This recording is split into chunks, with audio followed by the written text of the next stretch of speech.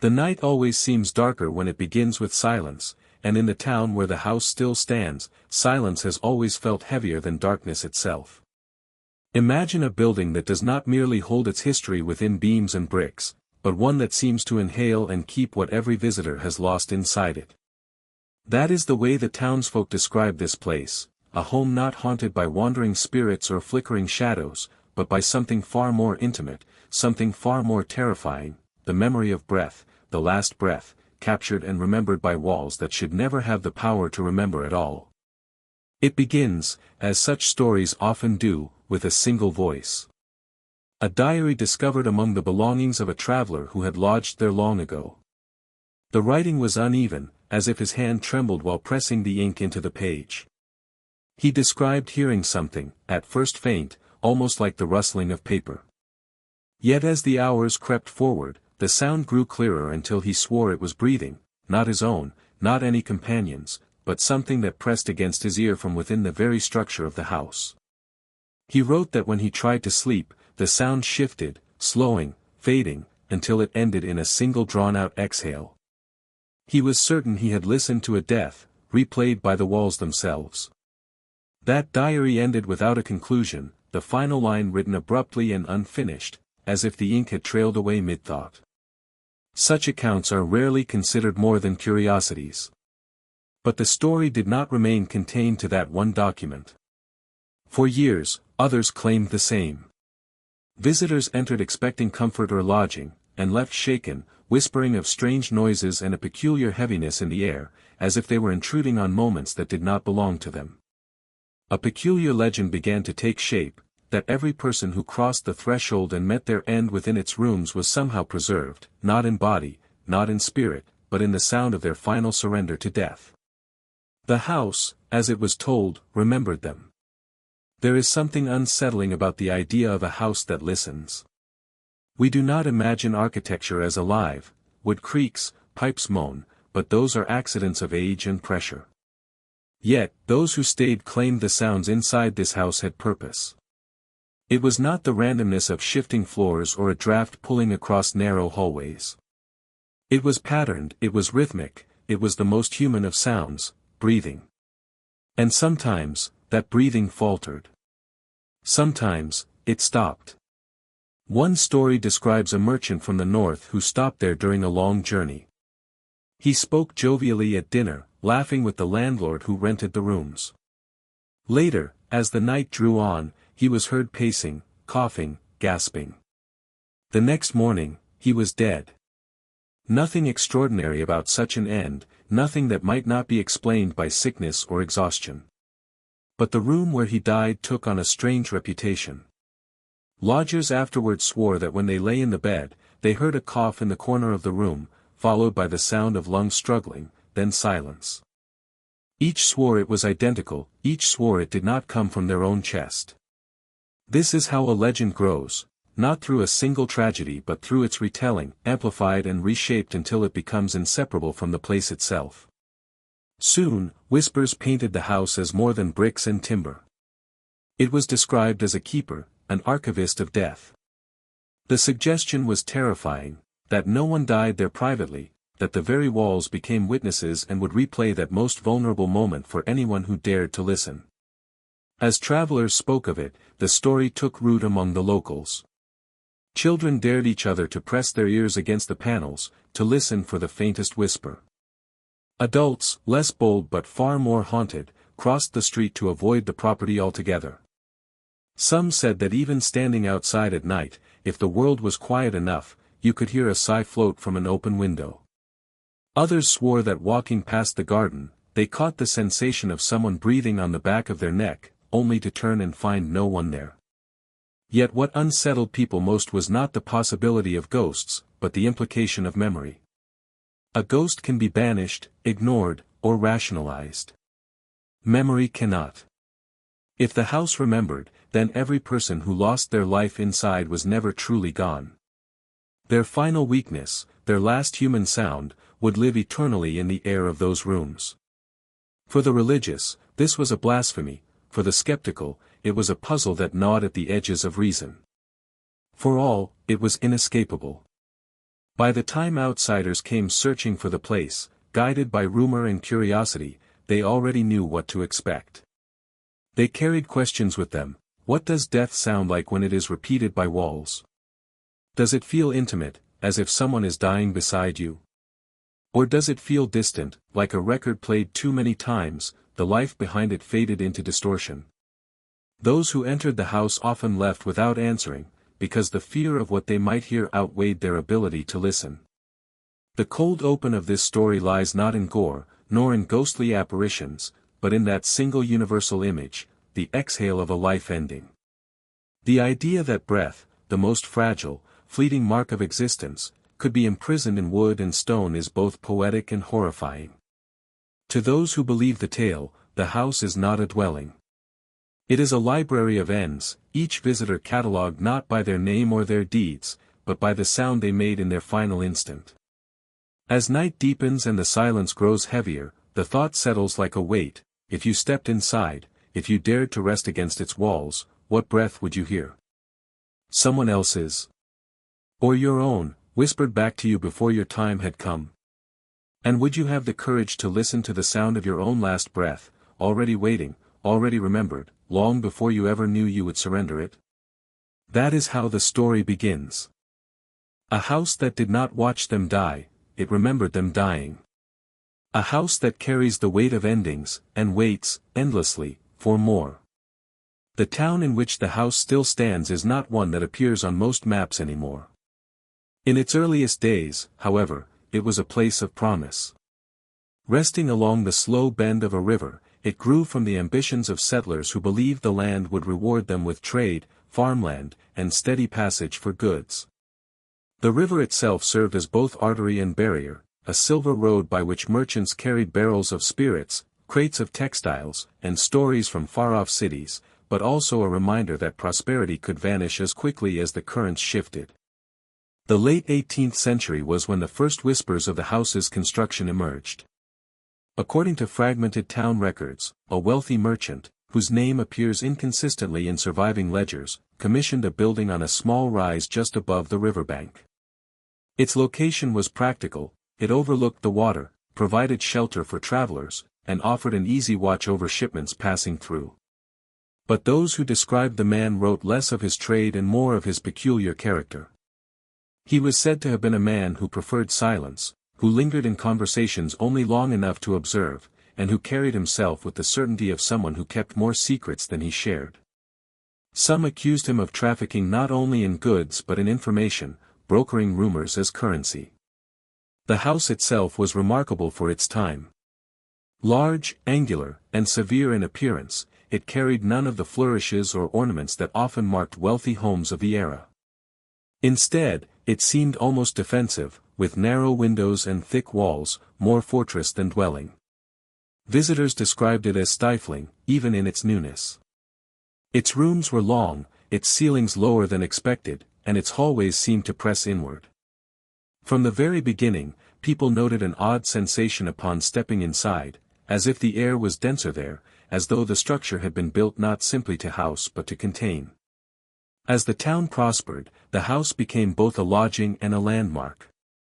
Merchants and travelers could spend a night there for a modest fee, and many did. It offered warm food, a sturdy roof, and an owner who asked few questions. That discretion was valued, for the river brought not only respectable traders but fugitives, gamblers, soldiers, and dreamers. The house became a stopping point for all manner of souls, each carrying their burdens and secrets. Perhaps this is where the legend truly began, because in its walls were collected not only the breaths of the dying, but the unspoken weight of countless lives passing through. The town itself, meanwhile, grew unevenly. Industries flourished briefly, mills turned by the river's current, fields of corn and tobacco stretching outward, but none lasted more than a few decades before decline set in. Fires gutted sections of the market, floods swept away entire rows of houses, and epidemics left graveyards too full for their size. Each calamity chipped away at the town's vigor until it became a place not of hope but of endurance. The people who remained grew quiet, their lives marked by hardship and the constant sense that they lived in the shadow of something they could neither control nor fully explain. The house endured it all. Fires passed it by. Floodwaters licked its edges but never overwhelmed its foundations. Epidemics touched its residents, but the building itself remained standing, unbroken, unchanged. In the minds of locals, this resilience added to its mystery. Why did it never falter? Why did it remain whole when the town around it seemed to rot? Some suggested that the house survived because it fed upon what others lost. Every tragedy added weight to its walls, thickening its silence, deepening the sense that it was not merely a structure but a presence. By the mid-19th century, families who had once considered the place a reliable lodging began to avoid it. There were mutterings about strange sounds at night, stories of guests who complained of sleeplessness, and the unsettling accounts of those who felt watched when no one was in the room. Still, necessity sometimes outweighed superstition. Travelers continued to arrive by river, and the house offered shelter too convenient to ignore. Yet with each passing decade, the number of locals willing to speak openly of it dwindled. It became easier to shrug off the stories than to confront them, easier to cross the street or keep one's head down than to admit to the unease the house inspired. The decline of the town mirrored the quiet withdrawal from the house. Shops closed. Families moved inland. What once had been a bustling riverside settlement turned into a forgotten corner, a place where history lingered like dust but no one bothered to sweep it away. And there, in the midst of this fading town, the house stood as if untouched, an unyielding sentinel to a past that refused to die. Those who did dare to speak of its origins emphasized the character of its first owner. They said he built it not as a home but as a vault. A vault for what, no one could answer with certainty. Some insisted it was gold or precious goods hidden within the walls. Others whispered that he intended it as a vault for secrets, for information that could not be entrusted to paper or spoken aloud. But the darker voices claimed that the vault was not for things at all, but for people. That the house itself had been designed to hold, to remember, to trap. And if that was true, perhaps it was not surprising that the structure seemed to absorb the final moments of those who perished within. As the decades passed, the merchant vanished from record, his death unremarked upon, his wealth dissipated. Ownership changed hands several times, sometimes legally, sometimes through confusion or abandonment. Yet through all of this, one detail persisted: no one who lived in the house seemed to remain long. Some left willingly, unnerved by the atmosphere. Others left unwillingly, carried out in silence after their lives ended within those heavy walls. The history of the town cannot be told without the house, because the two are entwined. The prosperity and decline of the community wrapped around the presence of that looming structure. Even when the town's name was erased from most maps, stories of the house traveled further than the place itself. Travelers spoke of it in taverns miles away, sailors whispered of it when passing the river. The town became a ghost of its former self, but the house became immortal in legend. It is within this forgotten town, with its river that once promised wealth and now carries only silence, that the stage for the mystery was set.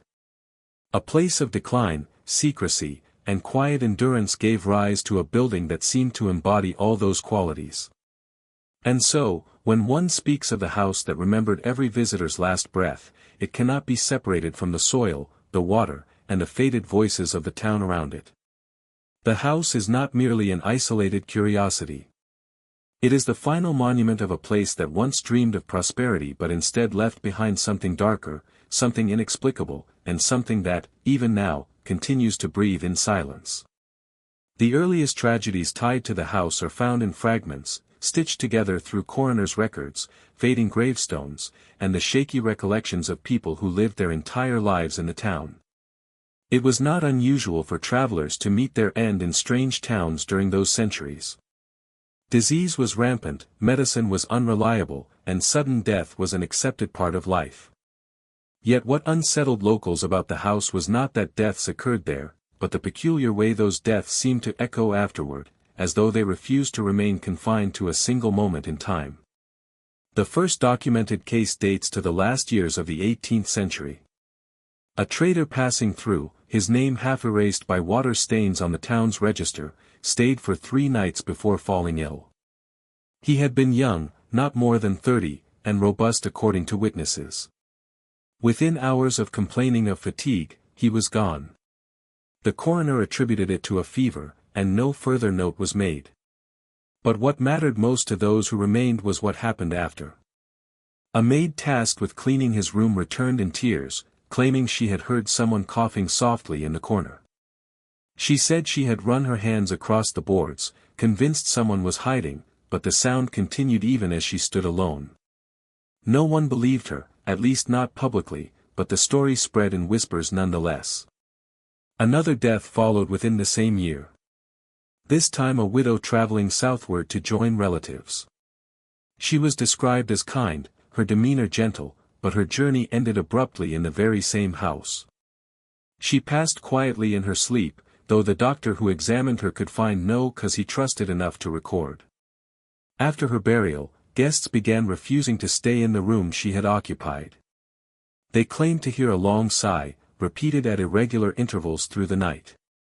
Some insisted it was the house settling or wind against the shutters, but others described it differently. They said the sigh felt intentional, too human to ignore, and once heard, it became impossible to rest. As months turned into years, the list of names associated with sudden ends within those walls grew. A soldier, said to have survived wounds from a distant battle, collapsed at the table one evening while dining. A young girl, traveling with her uncle, died without illness or warning, as if her life simply ceased. In each case, the cause was either unknown or ordinary enough to escape suspicion. Yet a pattern formed, a shadow that townsfolk could not shake. Death clung to the house with unusual persistence. What frightened people most were the reports that followed each tragedy. Guests and workers alike described sensations and sounds that echoed the very deaths they had just witnessed. A host recounted hearing the soldier's voice muttering incoherently in the night, words repeated exactly as they had been in his final fevered delirium. Another lodger swore she woke to the sound of a child sobbing, only to find the halls empty. These stories aligned too closely with the events that preceded them, as if the house was unwilling to let those moments go. It was in these early days that the phrase, "the house keeps them," began circulating. It was not yet the fully formed legend of a structure that remembered every last breath, but the seed of the idea was planted. People remarked that no one truly left the house after dying there. Something of them, however small, however faint, remained caught in its beams and boards. Not a ghost, exactly, not a spirit that could walk or be banished, but an impression. The final echo of mortality. The notion terrified some and fascinated others. For those who feared it, the house became a place to avoid. They saw in its walls a hunger, a quiet theft of privacy at the very moment life ended. But for the curious, it offered a strange kind of immortality. If the house truly remembered, then dying there meant being etched into its memory forever, an unending breath replayed for anyone who would come after. In an era where so many names were forgotten, where headstones crumbled and records burned, there was an allure in the idea that a place might preserve something of you, even if it was only the sound of your ending. Local folklore added to the unease. Children whispered dares to one another, telling stories of hearing footsteps in the corridors or faint murmurs beneath the floorboards. Adults dismissed them in public but told the same stories in private, voices lowered, eyes glancing toward the windows as though afraid the house might be listening even from afar. With each retelling, the events grew darker. Some claimed the house did not merely repeat the sounds of death, but altered them, twisting them into something heavier, more suffocating, until even the memory of those who died was tainted. Despite the rumors, the house never emptied completely. Travelers continued to stop, some unaware of its reputation, others dismissing the stories as superstition. Many left unharmed, unshaken, which in some ways only made the tragedies more terrifying. The house did not strike indiscriminately, it seemed selective, as though it chose when to remember and whom to keep. This unpredictability gave it an almost sentient air. Guests entered without knowing if they would leave with only a story to tell, or not leave at all. The gravestones in the town cemetery grew into a silent testimony of the connection. Markers bearing unfamiliar names stood clustered together, visitors who had passed through briefly, now tied forever to the town through their deaths. Locals began referring to these graves as borrowed stones, for the lives they marked had never truly belonged to the community. And yet, through the house, they became part of its history. Each stone was another entry in the unspoken ledger of the house's memory. By the time the 19th century began in earnest, the pattern had been established. Death in the house was not unusual. Death in any town was not unusual. But the way the house carried those deaths forward was unlike anything else the townspeople had known. A new traveler might scoff at the stories, dismiss them as tricks of imagination or the exaggerations of fearful minds.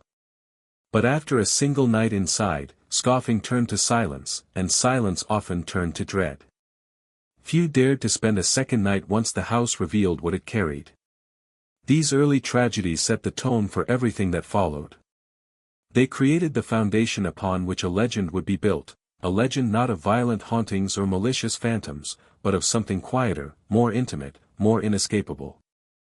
A house that remembered not names, not faces, but the single breath that marked the boundary between life and death. It was this detail, whispered and retold, that ensured the house would never be just another dwelling along the river. It became something else, something people could neither fully explain nor forget. And in this way, the first visitors who never left did more than die within its walls. They became its memory, its archive, its breath. Their ends were transformed into echoes, playing endlessly, reminding every visitor who came after that within those walls, nothing was ever truly gone. By the time the first tragedies had settled into whispers, the atmosphere surrounding the house began to change in more subtle and disturbing ways. The stories no longer came only from records of deaths or official accounts, they came instead from the hushed voices of those who claimed to have heard or felt something they could not explain. It was said that if you stood long enough in the corridors, especially when the oil lamps burned low and the night pressed in against the windows, you could hear something faint beneath the ordinary sounds of the house. Not footsteps. Not the crack of wood. But breathing. The earliest witnesses were servants and children, those often ignored or dismissed. One girl who worked in the kitchens described carrying a tray of bread through the back hallway when she heard what she believed was someone sighing just behind her shoulder. She turned, certain she would find one of the lodgers or her fellow workers, but no one was there. The sigh came again, softer, as if slipping out from the walls themselves. She fled, dropping the tray, and though her mistress beat her for her foolishness, the girl never again walked those halls alone. Another account tells of two boys who dared each other to sleep in one of the rooms after hearing tales of the soldier who died coughing blood. They lay awake in the dark, whispering to each other, until both fell silent at the same instant. In the corner, they heard the unmistakable rasp of lungs straining for air. The boys swore the sound went on for several minutes, ending with a long, rattling exhale that faded into silence. Neither boy returned to the house again, and when asked, both described the sound in identical detail. Word spread quickly. Travelers who lodged in the house began reporting similar experiences. Some swore that as they lay in bed, they felt the weight of someone sitting beside them, though when they reached out, the bed was empty. Others described a sudden chill, not like the draft of winter air, but the sensation of a cold breath brushing their cheek. A few spoke of hearing their own name whispered in a tone of exhaustion, though when they searched, the rooms were empty. These details circulated in taverns, on riverboats, and among families, until the reputation of the house grew darker than ever before. The most consistent claim was of whispers that traveled along the floorboards. Guests said that in the quiet of night, they heard voices below, murmuring as though people were speaking just beneath their feet. When they crept down the stairs, however, the sound would vanish, replaced only by silence and the ordinary groaning of the house. A carpenter once spent an entire night knocking along the boards, convinced the whispers were caused by air shifting through the foundation. He returned pale and shaken, muttering that no air could carry words, and refused to work on the property again. It was at this time that the nickname, "the house that breathes," took hold among the locals. They said it was alive, though not in any way they could truly explain. It inhaled, it exhaled, and within those sounds lived the remnants of all who had died there. Some said the walls swelled ever so slightly with each drawn breath, as if the entire structure was mimicking a body at rest. Others insisted they had seen the curtains stir even when every window was shut. Whether illusion or truth, the legend grew sharper with every retelling. Children played cruel games by daring one another to knock on the door and listen. Some swore they heard the door itself exhale in response, as if the house were weary of being disturbed. Stories began to circulate of travelers who had not died within its rooms but still felt themselves weakened by a single night inside. A farmer reported that after lodging there, he spent weeks coughing, though he had never been ill before. A woman complained of faintness, saying she had felt her own breath shorten, as though something in the house tried to keep it from leaving her chest. Though not all who stayed experienced such horrors, enough did that the whispers could not be dismissed as coincidence. Patterns emerged. Rooms where multiple deaths had occurred were avoided, even by the bravest. Some claimed that in those rooms, the house did not merely remember one death, but many at once. Visitors described a layering of sounds, a cough, a sob, a gasp, all overlapping until the air itself felt saturated with the weight of endings. People began to avoid even standing outside those doors, for fear of what might reach through the cracks. The folklore hardened into belief, and belief shaped behavior. Families refused to rent the house for gatherings. The riverboats, once eager to send lodgers there for convenience, began steering passengers elsewhere. And within the town itself, neighbors started crossing to the other side of the street when they passed by.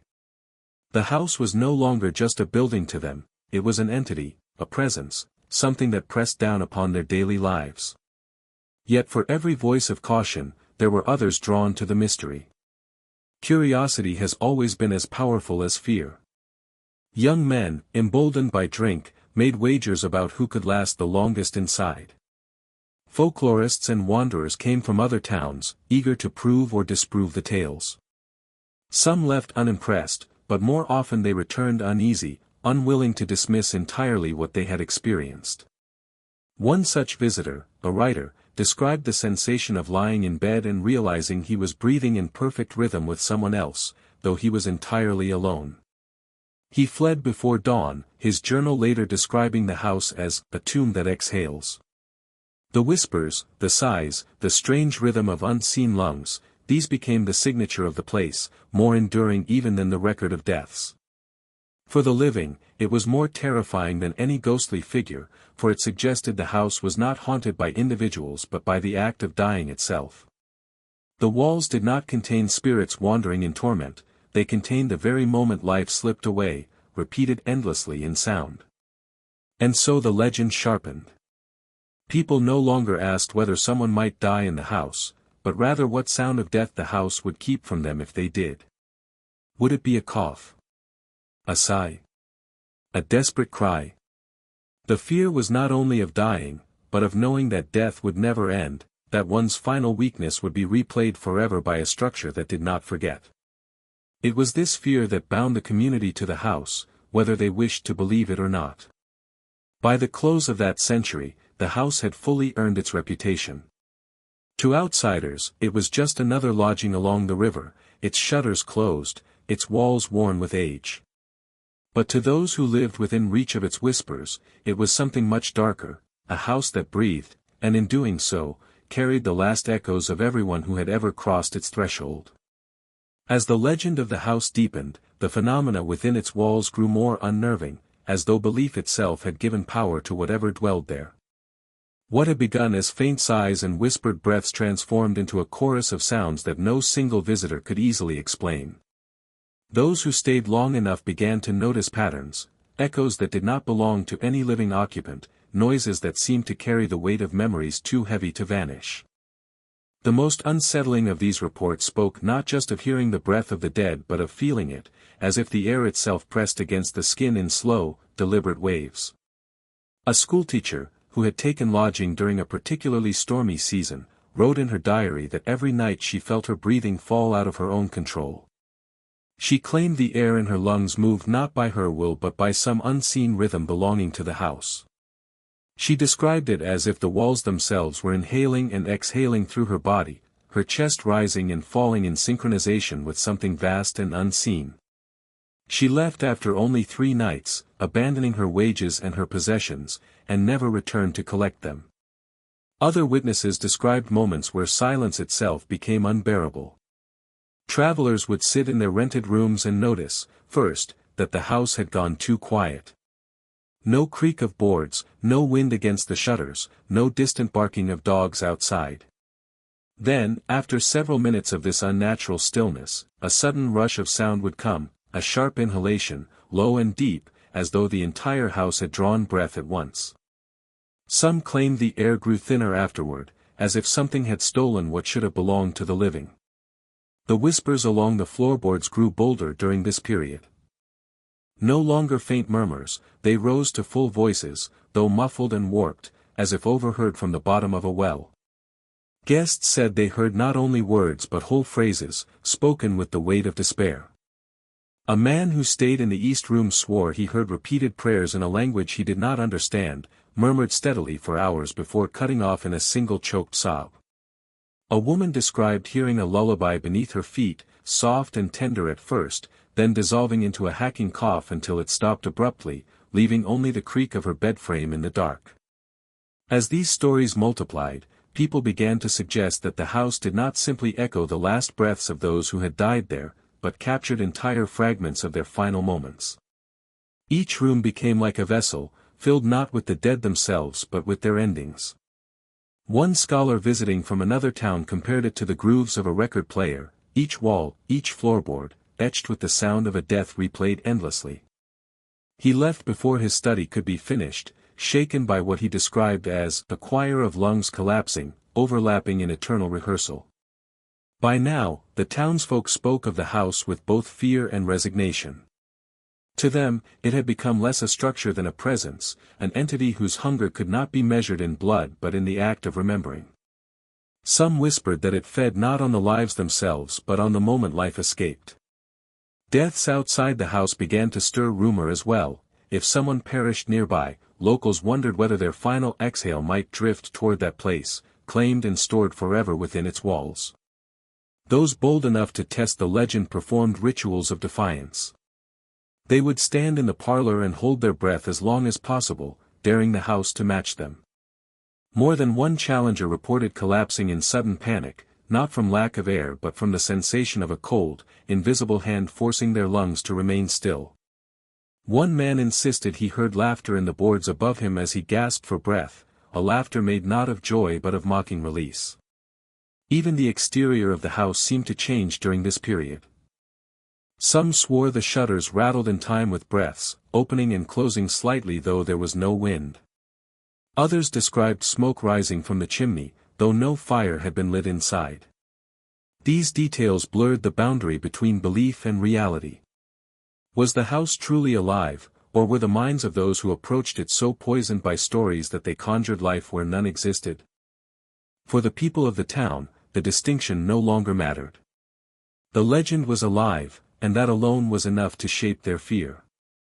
It was around this time that the title, "The Chamber of Last Gasps," became a phrase spoken by locals in hushed tones.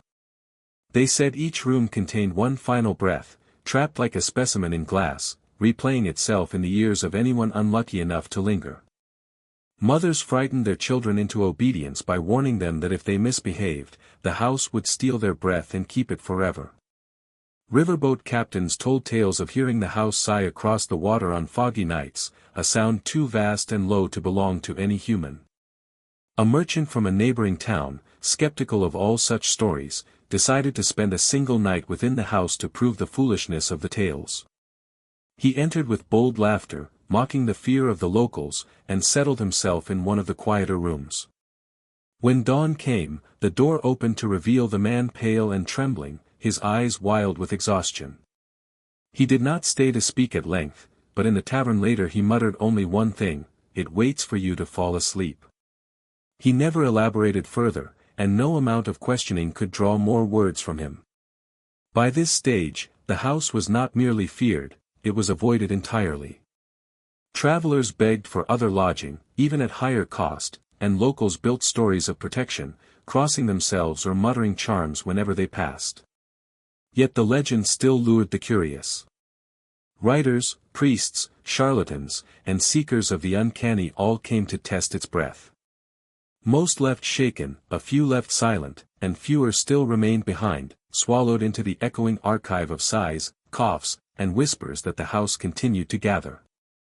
The fifth chapter of its history, then, was not marked by new deaths so much as by the realization of what the house truly was, not a graveyard, not a haunted shell, but a vessel of endings. It had become a breathing archive, storing the sound of every last exhale it had ever stolen, feeding on the fear of those who listened, and promising to remember each final breath long after the body it belonged to was gone. The town reached a threshold where the stories surrounding the house could no longer be dismissed as idle superstition. What had once been whispered warnings exchanged in taverns and among mothers scolding restless children now pressed into the attention of those who believed themselves above such folklore. Men of science, clergy with stern convictions, and skeptics who wore their disbelief like armor all turned their eyes toward the house that breathed.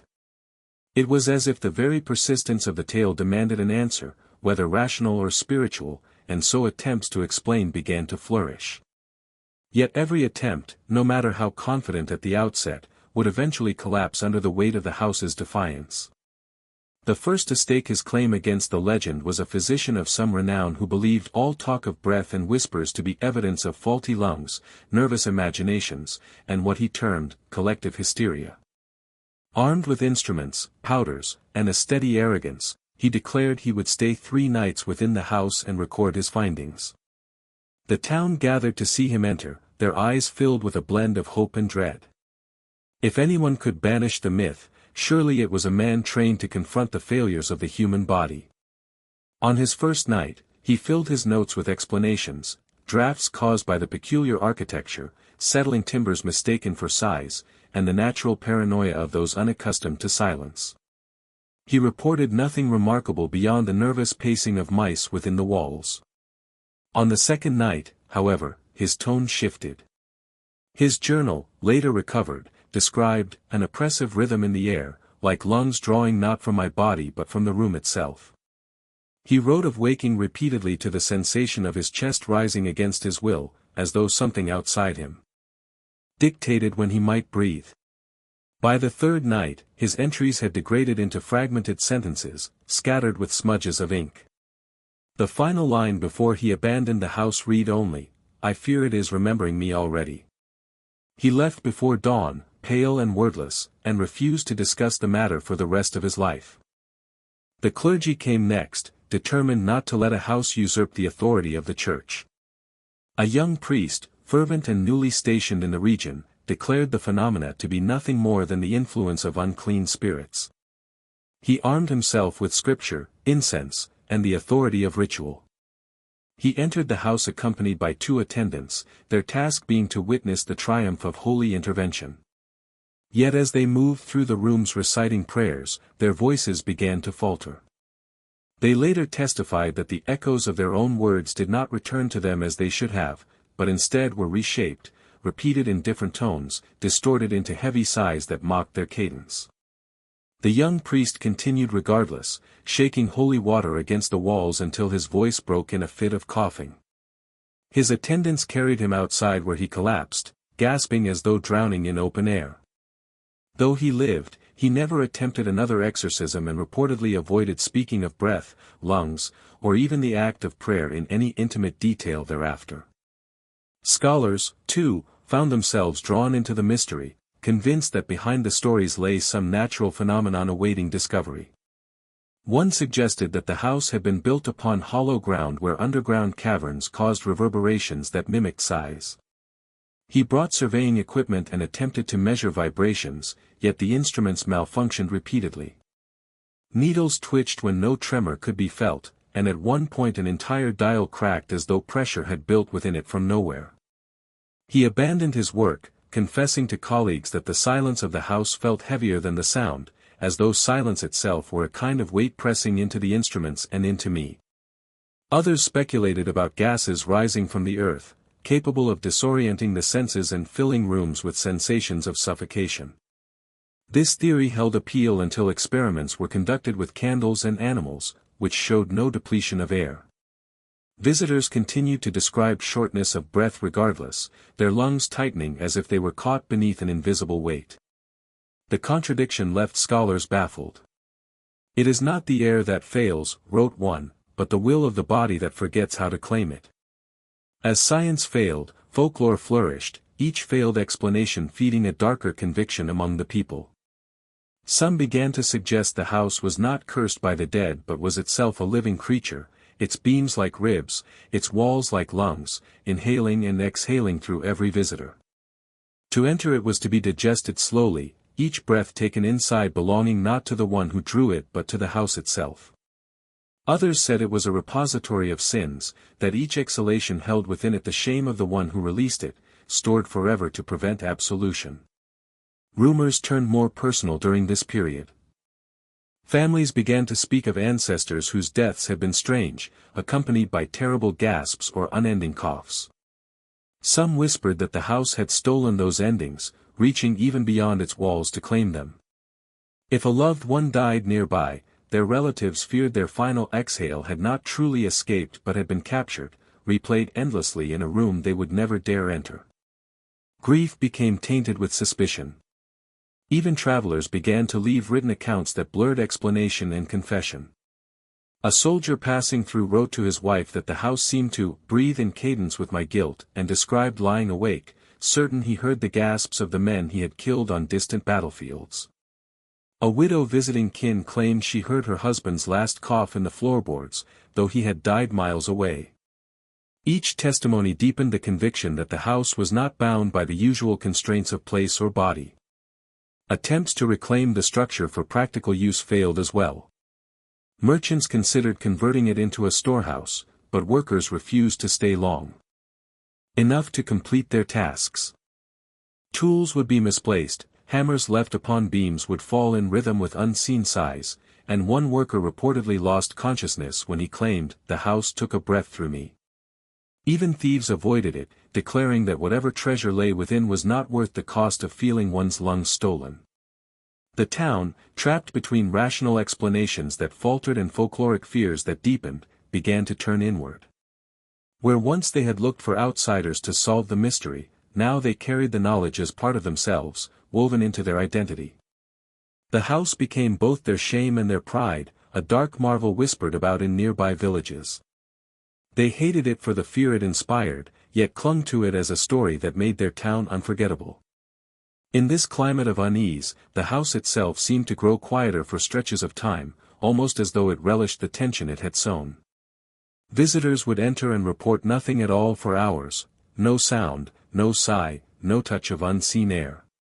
Yet the silence itself became unbearable, for everyone knew it was not the absence of phenomena but the waiting before it returned. In that waiting, imaginations faltered, faith crumbled, and nerves shattered. The 6th chapter of the house's history revealed not merely what it could do, but how it resisted explanation. Physicians could not bind it to the body, priests could not banish it with prayer, scholars could not chart it with instruments. Each attempt to contain it gave the legend more power, feeding the belief that it was not a question to be solved but a truth to be endured. In failing to explain it, the people had elevated it, turning an old building into an unspeakable archive of final breaths, one that demanded neither belief nor disbelief, only surrender. By the time the 7th chapter of the story began to unfold, the tension surrounding the house had moved beyond whispers and rumors, it had begun to gnaw at the stability of the human mind. Those who had dared to linger too long inside described sensations that would not leave them even after stepping out again, as though they had carried something of the house away within their very lungs. The village physician noted that several of his patients had come to him complaining of shortness of breath without cause, yet when he examined them, their chests were strong and clear. It was as if they had learned to believe they were suffocating, and belief alone had become enough to make their bodies respond. Such stories were repeated in different forms. A young woman confessed that she woke every night at the same hour, her chest heaving, convinced she was gasping in a room that was not her own. She swore she could hear footsteps pacing at the foot of her bed, but when she struck a light, no one was there. A fisherman who lived near the edge of town spoke of walking past the house after dusk, hearing breathing that did not belong to him, heavy, deliberate, as though some great unseen figure was inhaling behind him. He had run home and never walked that street again. The effect was cumulative, and soon the house's shadow stretched across every part of daily life. Farmers delayed plowing fields that bordered too closely to the street where it stood, and children were warned never to play within sight of its gate. Weddings avoided the season when its windows looked brightest, and funerals passed in silence, for to speak too loudly near the house was to invite an echo one could not bear. These precautions created a rhythm of fear that became indistinguishable from ordinary custom, until the town itself was shaped by avoidance. It was around this time that the first real attempts at explanation appeared. A small group of outsiders arrived, men with notebooks and serious faces who claimed they were investigating unusual phenomena across the region. They stayed in the town for several nights, interviewing the locals, measuring the architecture of the house, and making sketches of its crooked beams. At first, their presence brought a measure of comfort. The villagers hoped that reason would expose the truth and free them from the burden of their silence. But the investigators left as suddenly as they came, offering no answers. Their notes vanished into private archives, and all they left behind were murmurs that the air inside the house seemed thicker than air elsewhere, though no device could prove why. This failure deepened the community's despair. With science unable to explain, the clergy stepped forward once more. Priests performed blessings along the street, sprinkling holy water and chanting prayers, urging people to believe that faith was stronger than shadow. For a short while, the townsfolk clung to the comfort of ritual. Yet when the next traveler disappeared, and when another local was found slumped outside the house with no mark of violence but a face frozen in panic, faith seemed no more effective than reason. From here, paranoia set in. Neighbors eyed one another with suspicion, wondering who might be next, who might already be marked by the house's invisible claim. Some accused others of secretly feeding the curse, of keeping relics or memories alive that bound the place to its hunger. Old grudges resurfaced, amplified by fear, until arguments broke out in taverns and families closed themselves off behind locked doors. The house did not need to move or act, the destruction it caused was written in the fraying bonds of the town itself. Those who entered the house against advice often did so out of pride. Some were young men seeking to prove themselves, others were skeptics determined to expose the stories as childish. A handful returned unharmed, boasting of how little they had felt inside, though even these later admitted in quieter moments that something had been wrong, though they could not name it. Many others, however, staggered out pale and shaking, unable to explain why they suddenly wept or why they felt as though part of themselves had been left behind. A few never came back at all, claimed not by claw or violence but simply by vanishing into the walls, as though their final breath had been absorbed like vapor into wood. This was the stage when the house's reputation changed from curiosity to inevitability. The people no longer asked if it was cursed, they asked how long until it would take another. Families began recording in their own private diaries who had last gone missing, noting dates like grim milestones.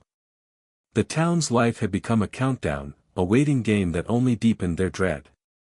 No longer could they tell themselves the house was only a building. It had become something larger, something that reached into dreams and daily lives, demanding recognition in every exhale. And so the people found themselves caught in a tightening circle, unable to escape, unable to forget, trapped in the steady rhythm of a breath that did not belong to them. Each inhalation became a question. Each exhalation felt like surrender. It was no longer just the fear of death but the fear of being remembered by something that did not love them, did not even hate them, but simply collected them, as one collects dust or sighs, endlessly, patiently, without end. In time, the tension between curiosity and fear began to reach its breaking point. The house stood as it always had, silent in its outward appearance yet alive within, and the townsfolk could no longer agree on what should be done. Some believed it should be sealed forever, boarded up until it rotted into the earth. Others argued it should be destroyed outright, reduced to ash so that the sighs and final breaths trapped within it could be released.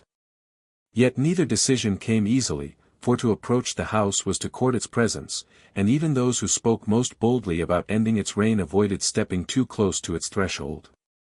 As debates dragged on, the house seemed to sense the growing fear, for the phenomena intensified once again. Windows that had remained tightly shut were seen opening in the night, and those who passed by claimed they could hear the deep rhythm of inhaling and exhaling from outside, as though the house no longer confined itself to its interior but had begun breathing into the world beyond. On misty nights, some said they saw the fog curl unnaturally, as though drawn toward the eaves of the house, inhaled by something that was not wind. A farmer swore he saw smoke rise from the chimney despite no fire being lit within, the smoke pulsing as if exhaled in deliberate cadence. Inside, the experiences grew unbearable for those few who still dared enter. No longer were the sounds limited to quiet sighs or whispered phrases, visitors reported full conversations playing out in voices that belonged to no living person. A merchant who lingered too long in the parlor claimed he heard his late mother's voice scolding him, followed by her death rattle that had echoed in his memory since boyhood. Others spoke of laughter that turned suddenly into coughing, of lullabies that cracked into sobs, of prayers interrupted by choking silence. The rooms had become theaters of dying, each one replaying not a single death but a chorus of endings layered upon one another, filling the air with a weight that seemed impossible for any human mind to bear. It was during this period that the first true collapse occurred. A young man, emboldened by drink and the dares of his peers, swore he would last the entire night in the east bedroom, the one most infamous for its size. When morning came, his companions found him seated upright in the bed, eyes wide open and lips parted. He was not dead, though his breathing was shallow and ragged. Yet no matter how they shook him, no matter how they shouted, he did not respond. His chest rose and fell in uneven gasps, but no voice left his throat. He lived another 2 days in this state, breathing as if on command from some unseen source, before finally exhaling one last long, hollow sigh. In that final moment, those gathered swore they heard the walls answer him, as though taking his last breath for themselves. The boy was buried quickly, but the story spread faster than the soil could cover him. This incident marked a shift in the town's relationship with the house. Where once it had been a place of whispered curiosity and reluctant fascination, now it became a source of open terror. Families avoided the street entirely, businesses closed their doors earlier in the evening, and strangers were warned in trembling voices not to linger too long near its walls. The town began to empty itself of laughter and liveliness, as though the house's suffocating rhythm had extended beyond its confines, teaching everyone to hold their breath whenever its shadow fell across them. Yet the house did not rest with silence. More disappearances followed. Travelers who sought lodging within never re-emerged, their possessions later found strewn across the rooms as though abandoned in haste. A peddler who had sold charms against evil boasted loudly that he would banish the house's curse by wearing a dozen talismans at once. He entered with candles and chants, but the candles extinguished in moments, and when townsfolk checked hours later, only the talismans remained, scattered across the floorboards like shed skin. The man himself was gone, his fate never explained. Some believed the house had inhaled him completely, body and breath both consumed in a single unseen gulp. Fear turned into isolation. Neighbors who once comforted each other in shared anxiety began avoiding even conversation about the place, worried that words themselves might summon its attention. A few abandoned the town altogether, unwilling to live under the shadow of something that seemed to grow hungrier each year. Those who remained did so with a heavy silence, as though by pretending it was not there, they could stave off its claim upon them. The house, however, remained unbothered by their denial. It stood, it breathed, and it remembered. What unsettled the people most was the sense that the house no longer required a human presence to continue its work. Even in stretches when no one dared enter, those nearby swore they could hear faint sighs drifting from the windows, carried on the wind. Some believed that it had grown so full of breaths that it no longer needed new ones, replaying the old endlessly, a symphony of dying stored within its timbers. Others feared the opposite, that its hunger was only increasing, that every passing night made it thirst for more, and that one day the entire town would wake to find their lungs moving not of their own accord but in rhythm with the house. In this growing dread, a strange resignation took root. The people began to accept that they could not fight it, could not cure it, could not even escape it entirely. The house had become a fixture of their lives, like an unwanted monument to death itself. Parents warned children not merely to avoid it but to keep their voices low when walking past, lest the house notice their breathing.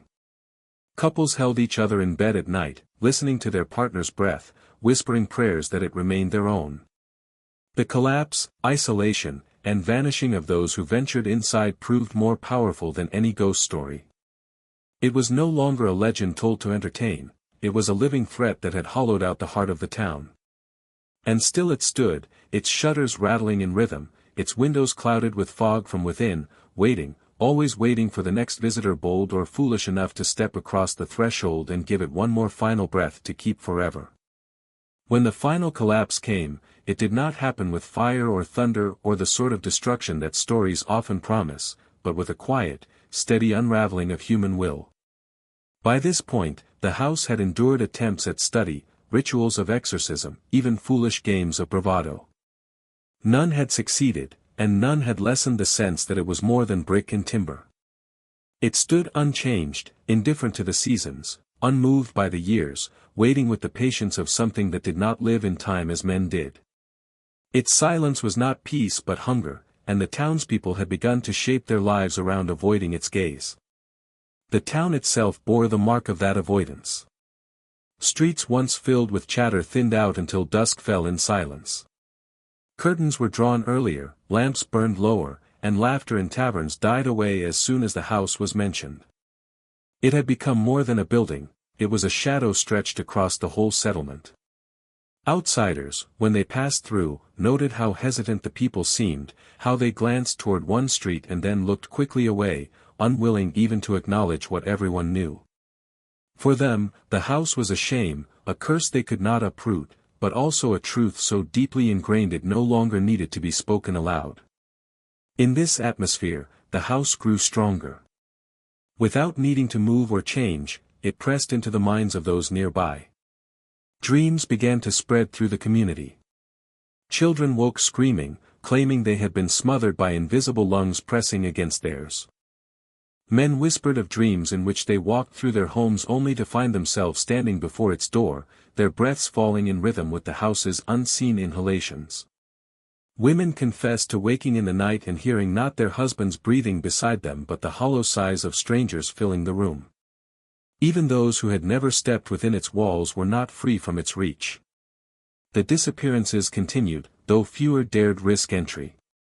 It was not always travelers now, sometimes, it was one of their own. A farmer, weary from work and perhaps desperate to confront what the rest of the town feared, entered at sundown and was never seen again.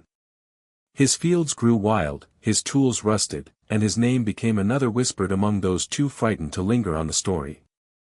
With every vanishing, the silence in the community deepened, until even grief seemed swallowed. Funerals were short, words clipped, as though lingering too long on breath or death might invite the house to take notice. It was in these years that the town became isolated not only from itself but from the world beyond. Travelers came less often, for the roads gained a reputation for unease, and merchants chose safer markets. Even the nearby villages spoke of the place with caution, calling it a town half-drowned in its own breath. Maps left it nameless or marked it only with a dark line of forest, erasing its presence as though forgetting it might weaken the shadow that clung to it. The people inside, however, knew there was no forgetting. The house remembered, and that was enough to keep them bound. The silence became its own kind of prison. Neighbors no longer gathered at night for songs or stories. Children were told to play quietly, their games subdued and watchful. Even weddings, which once broke the gloom with music and dance, were carried out with restraint, the celebrations ending quickly, the voices lowered. It was as if the entire town feared making too much noise, afraid their joy would be answered by the sound of another unseen sigh from the direction of the house. What should have been a community bound by shared endurance became one of isolation, each family drawing into itself, each individual carrying the weight of fear alone. Yet there were always a few who could not bear the silence. Some broke beneath it, their minds unraveling as they claimed to hear the house calling their names in the night. They would wander to its street, staring at its dark windows until dragged back by fearful relatives. Others spoke openly of leaving, of abandoning the town entirely, but most who tried found themselves returning, as if tethered by an invisible rope. Whether it was loyalty to family, fear of the unknown, or the subtle influence of the house itself, they rarely managed to escape. The few who succeeded in leaving never wrote back, never spoke of what they had endured, as though severing the town from their memories was the only way to survive. This slow disintegration, more than the gasps or whispers, became the true devastation. The house no longer needed to claim lives directly, it hollowed the community by degrees. It erased song, strangled laughter, consumed hope. A town once alive with markets and river trade now moved like a body in which the breath had grown shallow, each day another exhale without renewal. The house stood at its center like a lung that had forgotten how to give life and learned only how to take it. And so the town fell into its long silence, not with a single event but with a steady retreat from life itself. The streets grew emptier, the windows darker, until even outsiders who chanced upon the place described it as though the entire community were holding its breath, waiting for something that would never end. The house remained unchanged, its shutters rattling softly in rhythm, its presence undeniable. It did not need to chase, nor to lure. It only needed to exist, and the rest would come to it in time. The aftermath was not a moment but an era, stretching across years of decline. Those who remained grew accustomed to their muted existence, speaking less, fearing more, their days marked by the simple act of inhaling and exhaling, grateful each time it still belonged to them. But in the quiet hours, when night pressed heavy and the wind died, they could not help but wonder if their breath was truly their own, or if, when their last sigh came, the house would already be waiting, ready to claim it and remember them forever. In the later years, the house became less a building and more a force, something that extended beyond the physical boundaries of timber and stone. Those who approached it spoke not of walls or doors, but of a sensation, a weight pressing on the chest that made walking past an ordeal. The town, once lively and full of commerce, had grown muted, its streets empty, its windows shuttered. Travelers came sparingly, and those who did would speak in hushed tones about a presence that seemed to reach out, not physically but with the very air itself. The house had become the heartbeat of the village, a rhythm the residents could not escape, and every visitor felt compelled to measure their breath against it. Some outsiders attempted to capture the phenomenon through instruments, cameras, and recording devices. They claimed to be scientists or paranormal investigators, hoping to explain what had eluded physicians, priests, and scholars for decades. Yet their results were inconsistent, often inconclusive. Recordings picked up faint, irregular rhythms that resembled nothing so much as gasps or exhalations, but nothing could be verified. Instruments broke, measurements faltered, and the most confident observers found themselves unnerved, as if the house itself was mocking their efforts. Some left in silence, unwilling to discuss what they had felt, while others returned home carrying an uneasy awareness that something intangible had brushed against them and remained. Local legend maintained its power, weaving seamlessly with these accounts. Villagers spoke of the house as a vessel, one that stored the last breaths of those who had died within its reach, whether by natural causes, accident, or disappearance. Parents warned children not to play near it, insisting that even a fleeting presence could allow the house to mark them. Travelers were told that a single night inside might be enough to leave part of their breath behind forever. It was not a place of haunting in the traditional sense, but of consumption, the silent collection of something as vital as air itself. Theories about the house multiplied, ranging from the plausible to the absurd. Some argued that its structure created an echo chamber that distorted sound, while others suggested the presence of chemical or biological anomalies. Paranormal enthusiasts insisted that it was a repository of souls, that the house had become semi-sentient, aware of those who entered and capable of drawing in their final exhalations. Every theory, no matter how rational, seemed inadequate. No method could definitively explain why so many felt themselves involuntarily inhaling and exhaling in time with the house, or why some never returned from its rooms at all. As the stories continued to circulate, the house took on a life beyond the town. It was recorded in journals, novels, and later, digital media, where photographs and accounts spread across wider audiences. Even when observers could not see the house in person, the legend persisted in the imagination, growing with each retelling. It was described as a place that demanded attention, that reached into the minds of those who heard its tale, imprinting a sense of unease so vivid that readers and viewers felt the press of invisible lungs. Ultimately, the house's endurance became its defining feature. It resisted decay, whether through neglect or natural wear, maintaining a presence that seemed alive in a way no ordinary building could be. Its walls, its windows, even its floors held an ineffable weight, a constant reminder of the lives and breaths it had claimed. And though townsfolk, skeptics, and scholars alike sought to categorize or dismiss it, the house refused explanation. It remained a puzzle, an enigma, and a force, reminding all who approached it that some mysteries exist not to be solved, but to endure, carried forward in memory, fear, and the rhythm of the breath itself. The legend, therefore, outlasted the town, outlasting even the memory of those who had once feared it most. It became a story of caution and wonder, a reminder that some places claim more than the eye can see, that some forces collect more than what seems tangible, and that, perhaps, every exhalation carries the potential to become eternal, stored and remembered in ways beyond comprehension. The house that remembered every visitor's last breath endured as both warning and marvel, a testament to the power of the unseen and the persistence of fear. What lingers at the end of this story is not resolution but weight, the kind of weight that presses against the chest when the room grows too still. The house does not collapse, nor does it vanish in fire or righteous destruction. It remains, as it always has, unmoved by time, untouched by certainty. And because it endures, so too do the questions, breathing themselves into each generation that dares to look upon its windows and wonder what might be hiding within.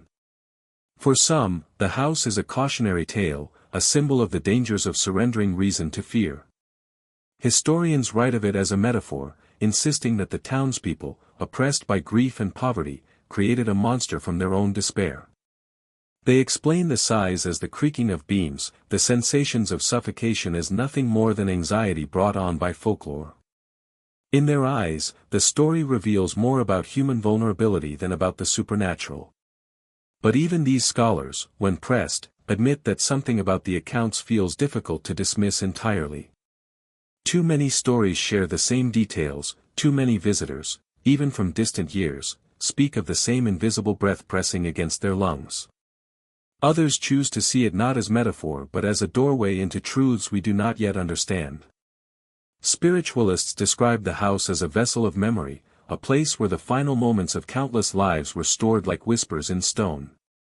They suggest that the human breath carries more than oxygen, that it carries essence, and that this house, for reasons unknown, learned to collect it. In their telling, every sigh within those walls belongs to someone who once lived, someone who once gasped in fear or sorrow before surrendering their final exhale to the darkness. To stand in the house is to stand in the company of the forgotten, and that is why even the bravest cannot endure long within it. There are also the skeptics who visited, determined to expose the legend for what they believed it to be. Some came with instruments, measuring air quality, temperature, and sound waves. Their reports are often inconclusive, riddled with technical errors, broken equipment, or recordings that captured nothing but static interrupted by faint, rhythmic sounds no one could explain. A few admitted privately that what they experienced defied their training. One investigator confessed that the longer he stayed inside, the more he felt his body breathing without his command, as though the rhythm of his lungs no longer belonged to him. He abandoned his work soon after and refused to speak publicly of the house again. Then there are the locals, those who, despite the town's decay, still live in its shadow. They carry the legend with weary resignation, neither believing nor disbelieving, but acknowledging its grip on their lives. One woman, whose family had lived nearby for centuries, once explained it simply: the house does not care whether you believe in it. It breathes whether you watch it or not. Her words capture something the documents cannot, the sense that belief itself is irrelevant, that the house's power lies not in persuasion but in presence. As stories of the place spread further into the modern age, the legend has taken on new life. Online forums trade grainy photographs of its silhouette, claiming to capture mist in the shape of faces or faint lights in the windows. Documentarians debate whether the townspeople were victims of poison, madness, or an unexplainable haunting. Writers turn the tale into novels, bending fact into fiction, ensuring that the house endures not only in wood but in imagination. It no longer belongs to one town, it belongs to anyone who has ever feared the moment when breath stutters, when lungs tighten, when the body remembers it is fragile. And yet, despite the theories, despite the explanations and retellings, the house resists conclusion. The truth of it is like air itself, essential, invisible, and impossible to grasp fully. One can argue endlessly about what it was, what it is, and what it means, but the story refuses to collapse into a single answer. Instead, it hovers in the mind, lingering like a sigh held too long in the chest. Perhaps that is the house's final gift or curse, not the power to take breath but the power to leave its memory in those who hear the story. There are travelers still who swear that if you stand near its door at night, you will hear not one sigh but many, a chorus layered across centuries, all exhaling together. Others insist that when they turned to leave, they felt lighter, as if something had followed them out, carried in their own lungs. They walk away, but the thought remains: what if, in that moment, the house had taken something they could never get back? In this way, the story achieves its immortality. It is not only about a house or a town long since dimmed into ruin. It is about the human confrontation with silence, with breath, with the fragile tether between life and its ending. To hear the tale is to imagine your own last moment, to wonder if the air you release will simply vanish or if something waits to claim it, to keep it forever. That unease is what ensures the legend never dies. So the house remains, as much in memory as in wood, as much in silence as in stone. Whether real or imagined, it has become part of the landscape of fear, stitched into the wider fabric of mysteries that resist answers. Its story ends only where imagination does not dare follow. Perhaps one day it will collapse, its beams rotted and its foundation surrendered to the earth, but even then, the breath it is said to hold will not vanish. It will linger in stories, in whispers, in the unshakable fear that somewhere, something is listening to every inhale and waiting for every exhale. And when your time comes, when your chest rises for the final time and falls forever silent, you may wonder, as countless others have, whether the air you surrender will fade into nothingness, or whether it will drift instead to that place, joining the endless sighs remembered by the house that never forgets.